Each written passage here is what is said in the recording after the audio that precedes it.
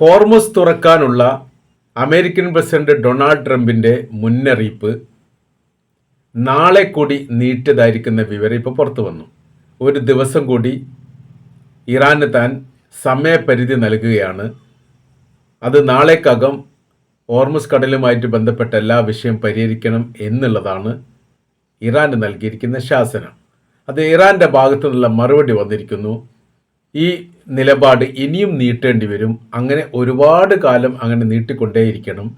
ഇറാനെ സംബന്ധിച്ചിടത്തോളം തങ്ങൾക്കൊരു നിലപാട് മാത്രമേ ഉള്ളൂ, അതിൽ നിന്ന് മാറ്റം വരുത്താൻ സാധിക്കുകയില്ല എന്നുകൂടി പറഞ്ഞു. അപ്പോൾ എന്തിനാണ് ഈ ഒരു ദിവസം കൂടി നീട്ടിയത് എന്ന ചോദ്യത്തിന് അവർക്ക് ആലോചിക്കാൻ കുറച്ചുകൂടി സമയം നൽകുകയാണ് എന്നുള്ളതാണ്. അപ്പോൾ ഇറാനെ സംബന്ധിച്ചിടത്തോളം ഹോർമുസ് അവരെ സംബന്ധിച്ചിടത്തോളം അവരുടെ ജീവാത്മാവാണ്. അതിനെ വെച്ചിട്ടാണ് ഇപ്പോൾ യുദ്ധം ചെയ്യുന്നത്. ആ യുദ്ധത്തിലാണ് അമേരിക്കയും ഇസ്രായേലും പതറിപ്പോകുന്നത് എന്ന് ചുരുക്കം. അമേരിക്കയുടെയും ഇസ്രായേലിൻ്റെയും ഈ മേഖലയെ കേന്ദ്രീകരിച്ചുകൊണ്ടുള്ള നിലപാട് അവർ മാറ്റുകയല്ലാതെ ഇറാനുമായിട്ട് ബന്ധപ്പെട്ട വിഷയത്തിൽ ഇറാൻ്റെ നിലപാട് മാറ്റാൻ പോകുന്നില്ല എന്നുള്ള കാര്യം തുടർന്ന് പറഞ്ഞു. അതിനിടയിൽ ഒമാനെ മധ്യസ്ഥരാക്കി വെടിനിർത്തൽ ചർച്ച പുരോഗമിക്കുന്നു എന്ന റിപ്പോർട്ടും പുറത്തു വന്നു. അഥവാ ഈ ഒരു ദിവസം നീട്ടിവെച്ചത് ഇറാനുമായിട്ട് ബന്ധപ്പെട്ട വിഷയത്തിൽ ഒമാനെ മധ്യസ്ഥരാക്കിക്കൊണ്ട് പ്രശ്നം പരിഹരിക്കാൻ വേണ്ടി ട്രംപ് നടത്തുന്ന തന്ത്രത്തിൻ്റെ ഭാഗമാണ് എന്ന തരത്തിലാണ് റിപ്പോർട്ടിൽ കാണാൻ സാധിക്കുന്നത്. ഇപ്പോൾ ഇറാനെ സംബന്ധിച്ചിടത്തോളം യുദ്ധനഷ്ടം ഹോർമുസിൽ നിന്ന് ഈടാക്കുക എന്നുള്ളതാണ്. അഥവാ ചുങ്കം പിരിക്കുന്നതാണ് ഇവരുടെ വിഷയം. ചുങ്കം പിരിക്കുന്ന സമയത്ത് വലിയ ഭീമമായിരിക്കുന്ന സംഖ്യ ഇറാന് സാമ്പത്തികമായ രീതിയിൽ ഉണ്ടാകുന്നു. അത് അവരെ സംബന്ധിച്ചിടത്തോളം യുദ്ധത്തിന് അവർ ചിലവഴിക്കുകയും ചെയ്യുന്നു. അപ്പോൾ രണ്ട് പ്രശ്നമാണ് അമേരിക്കയെ സംബന്ധിച്ച് അവർക്കുള്ളത്. ഒന്ന്, ചുങ്കം ഈടാക്കുന്നു, സ്വതന്ത്ര പാതയാണ്, അന്താരാഷ്ട്ര പാതയാണ് ഈ ഹോർമുസ് എന്ന് പറയുന്നത്. ആയതിനാൽ അവിടെ നിന്ന് ഇറാന് ചുങ്കം പിരിക്കാൻ അധികാരമില്ല എന്ന് അമേരിക്ക പറയുന്നു. മാത്രമല്ല, എടുത്തിരിക്കുന്ന ചുങ്കം വീണ്ടും രണ്ടാമത് എന്ത് ചെയ്യുന്നു, യുദ്ധത്തിലേക്ക് വേണ്ടി അത് ഉപയോഗിക്കുകയും വീണ്ടും ഇസ്രായേലിനെ അമേരിക്ക ആക്രമിക്കുകയും ചെയ്യുന്നു. അങ്ങനത്തെ ഒരു സാമ്പത്തിക നഷ്ടം, അങ്ങനത്തെ ഒരു സൈനിക നഷ്ടം വേറെ അമേരിക്കക്കുണ്ടാകുന്നു. എന്നാൽ ഇത് രണ്ടും കൂടി പരിഹരിക്കാൻ വേണ്ടി അമേരിക്ക സാധിക്കുന്നോ? അത് സാധിക്കുന്നില്ല. അതിൻ്റെ ഒരു നാണക്കേട് വേറെ അനുഭവിക്കുന്നു എന്ന് ചുരുക്കം. കപ്പലുകൾ ചുങ്കം ഇറാൻ തുടരും, അതവർ ആവർത്തിച്ച് തന്നെ പറഞ്ഞു. ഇറാൻ്റെ നഷ്ടം ലോകം അറിയണം. ലോകം എന്നിട്ട് കാര്യത്തെക്കുറിച്ച് പഠിക്കുകയും ഈ നഷ്ടം ലോകം അനുഭവിക്കേണ്ട ഒരു സ്ഥിതി ഉണ്ടായത് അമേരിക്ക തങ്ങൾക്കെതിരെ നടത്തുന്ന ഭീകരമായിരിക്കുന്ന യുദ്ധത്തോടനുബന്ധിച്ച് തങ്ങൾക്ക് മുറിവേറ്റിരിക്കുന്നതിൻ്റെ കാര്യമാണ് എന്നുള്ളത് മനസ്സിലാക്കി ചെയ്യണമെന്നാണ് ഇറാൻ ഈ വിഷയവുമായിട്ട് ബന്ധപ്പെട്ട് പറഞ്ഞത്. എന്നാൽ ഈ വിഷയത്തിന് പരിഹാരം ഉണ്ടാക്കുന്നില്ലെങ്കിൽ ഇറാനിൽ വലിയ രീതിയിലുള്ള ആക്രമണം നടത്തുമെന്ന് അമേരിക്കയുടെ പ്രസിഡന്റ് പറയുന്നു. പറയുന്നത് എങ്ങനെയാണ്, പാലും പവർ പ്ലാന്റും അടക്കമുള്ള സർവ്വ മേഖലയും തകർക്കപ്പെടുകയും ശിലായുഗത്തിലേക്ക് ഇറാനെ കൊണ്ടെത്തിക്കുകയും ചെയ്യും.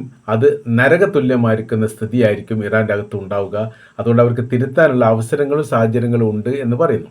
അതിന് തിരിച്ചായിട്ട് ഇറാൻ്റെ ഭാഗത്തുള്ള മറുപടി സമാനമായിരിക്കുന്ന ആക്രമണ പരമ്പര അമേരിക്കയുമായിട്ട് ബന്ധപ്പെട്ട എല്ലാ അറേബ്യൻ മേഖലയും തങ്ങളുണ്ടാക്കും. തങ്ങൾക്ക് മുറിവേൽക്കുകയാണെങ്കിൽ തീർച്ചയായിട്ടും മറ്റുള്ളവർക്ക് നേരെ മുറിവേൽപ്പിക്കുക എന്നുള്ളത് തങ്ങളുടെ നിർബന്ധമായിരിക്കുന്ന ബാധ്യതയാണ്. അത് നിലനിൽപ്പിന് വേണ്ടിയിട്ടുള്ള പോരാട്ടമാണ് തങ്ങൾ നടത്തുന്നത് എന്നുള്ളതാണ്. സിവിലിയൻ മേഖലയാണ് നിങ്ങൾ ആക്രമിക്കുന്നതെങ്കിൽ സമാനമായിരിക്കുന്ന സിവിലിയൻ മേഖല തങ്ങൾ ആക്രമിക്കുക. അത്തരം മേഖലയുടെ ആക്രമണവുമായിട്ട് ബന്ധപ്പെട്ട കാര്യത്തിൽ നിന്ന് തങ്ങൾ മാറി നിൽക്കുകയായിരുന്നു. ഞങ്ങളെ നിർബന്ധിച്ചുകൊണ്ട് അവിടേക്ക് എത്തിക്കുകയാണ്. തീർച്ചയായിട്ടും അത് തങ്ങൾ ചെയ്യേണ്ടി വരുമെന്നുള്ള കണ്ണിന് കണ്ണ് എന്നുള്ള നിലപാടിൽ നിന്ന് തങ്ങൾക്ക് മാറ്റം വന്നിട്ടില്ലെന്നും തങ്ങളുടെ രാജ്യത്തിന് നേരെ ഏത് തരത്തിലാണോ ആക്രമണം നടത്തുന്നത് സമാനമായിരിക്കുന്ന തിരിച്ചടി തങ്ങളുടെ ഭാഗത്തുനിന്ന് ഉണ്ടാകും എന്നുള്ളൊരു മുന്നറിയിപ്പ് നൽകുകയും ചെയ്തിരിക്കുന്നു. ഇപ്പോൾ ഈ ട്രംപിനെതിരെ ഇംപീച്ച്മെൻറ്റ് നടത്തുന്നതിനെക്കുറിച്ച് ആലോചിക്കുന്നു. ഇംപീച്ച്മെൻറ്റ് ഇപ്പോൾ വരികയാണെങ്കിൽ യഥാർത്ഥത്തിൽ മൂന്നാമത്തെ പ്രാവശ്യമായിരിക്കും ട്രംപിനെതിരെ ഇംപീച്ച്മെൻറ്റ് വരുന്നത്. അങ്ങനെ വരിക എന്ന് പറയുന്നത് അമേരിക്കയുടെ ചരിത്രത്തിൽ ആദ്യമായിട്ടാണ് ഒരു പ്രസിഡന്റിനെതിരെ മൂന്നാമത്തെ പ്രാവശ്യം ഇംപീച്ച്. 2021 വന്നിട്ടുണ്ട്, 2016 വന്നിട്ടുണ്ട്, 2026 വരുന്നതിനെക്കുറിച്ച് ആലോചിക്കുന്നു. അങ്ങനെ ഇംപീച്ച്മെൻറ്റ് വരികയാണെങ്കിൽ സ്ഥാനത്ത് തെറിച്ചു പോകുമോ എന്നുള്ള ഒരു സ്ഥിതിയും, അത് സെനറ്റ് പിന്നീട് പാസ്സാക്കി അതുമായിട്ട് ബന്ധപ്പെട്ട കുറേ നിയമപ്രശ്നങ്ങളൊക്കെ ഉണ്ട്. അതെല്ലാം കൂടി പരിഹരിക്കുകയാണെങ്കിൽ അമേരിക്കൻ പ്രസിഡന്റിനെ സംബന്ധിച്ചിടത്തോളം അദ്ദേഹത്തിന് ഈ സ്ഥാനത്ത് തുടരാൻ വേണ്ടിയിട്ട് അയോഗ്യത കൽപ്പിക്കപ്പെടുന്ന രീതിയിലേക്ക് കാര്യങ്ങൾ പോകും. ആ രീതിയിലൊക്കെ ഇപ്പോൾ അമേരിക്കൻ കോൺഗ്രസ് ആലോചിക്കുന്നു. അതിൽ ഭരണകക്ഷികൾപ്പെട്ട ആളുകളുമുണ്ട് എന്നുള്ളതാണ് ഏറ്റവും വലിയ പ്രത്യേകത. ഇപ്പോൾ അതിൻ്റെ മറ്റൊരു ഭാഗം ഇപ്പോൾ പറഞ്ഞ ട്രംപിൻ്റെ ആരോഗ്യനില അതീവ ഗുരുതരമായിരിക്കുന്നു. അദ്ദേഹത്തെ ആശുപത്രിയിൽ പ്രവേശിപ്പിച്ചിരിക്കുകയാണ്. സ്ഥിതികൾ ഈ ഗുരുതരമായി തുടരുന്നു എന്ന തരത്തിലാണ്. അത് ഔദ്യോഗികമായിരിക്കുന്ന അമേരിക്കയുടെ റിപ്പോർട്ടായിട്ട് കാണാൻ പറ്റുന്നില്ല. എന്നാൽ അമേരിക്കയിൽ നിന്ന് വരുന്ന റിപ്പോർട്ട് ന്യൂയോർക്ക് ടൈംസ് അടക്കം ആശുപത്രിയിലാണ് എന്നുള്ള കാര്യത്തിൽ സ്ഥിരീകരണം നൽകിയിട്ടുണ്ട്. അപ്പോൾ നിലവിൽ ഈ രണ്ട് തരത്തിലുള്ള ഒരു ചർച്ചാ സംബന്ധമായിരിക്കുന്ന കാര്യങ്ങൾ നടക്കുന്നുണ്ട്. അതിൽ പാകിസ്ഥാൻ്റെ നേതൃത്വത്തിൽ ഒരു ചർച്ച നടക്കുന്നു. അത് ഈ തുർക്കിയുടെയും ഈജിപ്തും എല്ലാം ഉൾക്കൊള്ളിക്കുന്ന ഒരു സംവിധാനമാണ്. എന്നാൽ സൗദി അറേബ്യയുടെ നേതൃത്വത്തിൽ മറ്റൊരു ചർച്ചാ സംബന്ധമായിരിക്കുന്ന കാര്യങ്ങളും ആരംഭിച്ചിട്ടുണ്ട്. അതിൽ അറേബ്യൻ രാജ്യങ്ങളെ പരമാവധി ഉൾക്കൊള്ളിച്ചുകൊണ്ട് ഈ ഇറാനുമായിട്ട് നേരിട്ടൊരു ചർച്ച നടത്തുക എന്നുള്ളതാണ് അവർ ഉദ്ദേശിക്കുന്നത്. അങ്ങനെയാകുന്ന സമയത്ത് മാത്രമേ ഇത് കുറച്ചുകൂടി നീക്കങ്ങൾ കിട്ടാൻ സാധ്യതയുള്ളൂ. അറേബ്യൻ രാജ്യങ്ങളുമായിട്ട് ഇറാന് നല്ല ബന്ധമാണ്. ഇപ്പോൾ പ്രശ്നം എന്ന് പറഞ്ഞാൽ അമേരിക്ക ആക്രമിക്കുന്നത് അറേബ്യൻ രാജ്യത്തുള്ള അമേരിക്കയുടെ സൈനിക ബേസ് കേന്ദ്രീകരിച്ചുകൊണ്ടാണ്. ഈ ഒരു സ്ഥിതി വരുന്ന സമയത്താണ് അവർക്കിടയിലുള്ള വിഷയങ്ങൾ ഉണ്ടാകുന്നത്. മാത്രവുമല്ല, കൂടുതൽ ഈ അറേബ്യൻ രാജ്യങ്ങൾ ആക്രമിച്ചത് ഡ്രോൺ ആക്രമണമാണ്. അവർക്ക് പ്രതിരോധിക്കാൻ പാകത്തിലുള്ള ആക്രമണം മാത്രമേ നടത്തുന്നുള്ളൂ. ഏതെങ്കിലും ബിൽഡിങ്ങുകളൊക്കെ തകർന്നു വീഴുകയോ ജനങ്ങൾക്കിടയിൽ ബോംബ് പൊട്ടുകയോ അത്തരം വിഷയങ്ങളൊന്നും ഇറാനിൽ നിന്ന് അറേബ്യൻ രാജ്യങ്ങൾക്ക് നേരെ ഉണ്ടായിട്ടില്ല. അവരത് ചെയ്യാറില്ല. അത്തരം ആക്രമണങ്ങളെല്ലാം ഇസ്രായേലിന് നേരെയാണ്. ഇസ്രായേലിന് നേരെ ഇന്നലെ രാത്രി ശക്തമായിരിക്കുന്ന ആക്രമണം നടത്തുകയും 13 ആൾ കൊല്ലപ്പെട്ടിരിക്കുന്ന വിവരങ്ങളും പുറത്തു വന്ന് സ്ഥിരീകരിക്കപ്പെട്ടിട്ടില്ലെങ്കിൽ പോലും. അപ്പോൾ സൗദി അറേബ്യയുടെ നേതൃത്വത്തിലുള്ള ചർച്ചാ സംബന്ധമായിരിക്കുന്ന കാര്യം എന്ന് പറഞ്ഞാൽ തങ്ങളെ ഒഴിവാക്കണം എന്നുള്ളതാണ്. ആ ഒഴിവാക്കുന്നതുമായി ബന്ധപ്പെട്ട കാര്യമായിരിക്കും ചർച്ച ചെയ്യാനുള്ള സാധ്യതയുള്ളത്.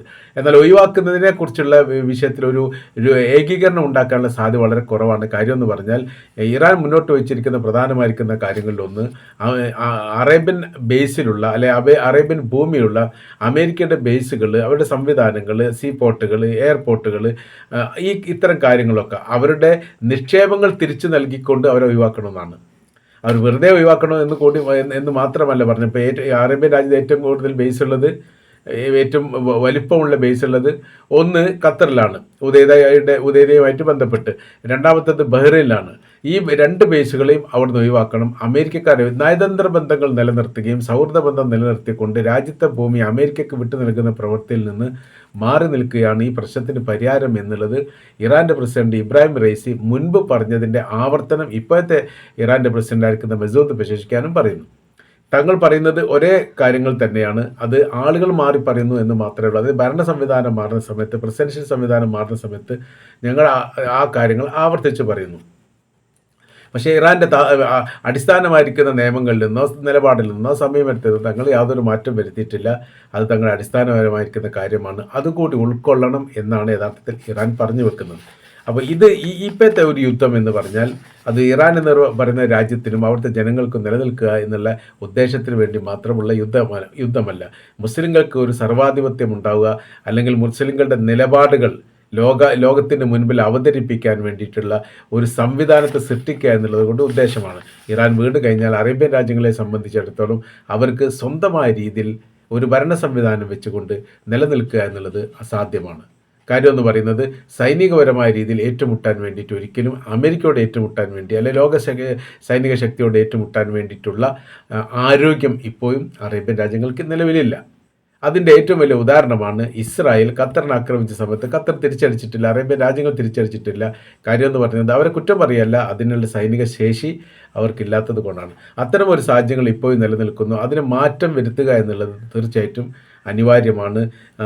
മൂന്നാം ലോക രാജ്യങ്ങൾ, ദരിദ്ര രാജ്യങ്ങൾ, സൈനികപരമായ ശക്തി ഇല്ലാത്ത രാജ്യങ്ങൾ അവർക്കും ഇവിടെ നിലനിൽക്കണം. അവർ അമേരിക്ക ആക്രമിക്കില്ല. അമേരിക്കയുടെ ചൊൽപ്പടി കീഴിൽ നിൽക്കുന്ന രാജ്യങ്ങൾ മാത്രമേ നിലനിൽക്കാൻ പറ്റൂ എന്ന് പറയുന്നത് ധാർഷ്ട്യമാണ്. അതിനെതിരെയുള്ള കൊളോണിയൽ സംസ്കാരത്തിനും കൊളോണിയൽ സൈനിക സംവിധാനത്തിനും എതിരെയുള്ള യുദ്ധമാണ് ഇറാൻ നടത്തുന്നത്. തീർച്ചയായിട്ടും തങ്ങൾ അതിൽ ജയിക്കുക തന്നെ ചെയ്യും എന്നാണ് ഈ വിഷയവുമായിട്ട് ബന്ധപ്പെട്ട് ഇറാൻ്റെ ഈ വിദേശകാര്യമന്ത്രി അബ്ബാസ് അറാഗ്ചി ഏറ്റവും ഒടുവിലായിട്ട് പോലും സംസാരിച്ചിരിക്കുന്നത്.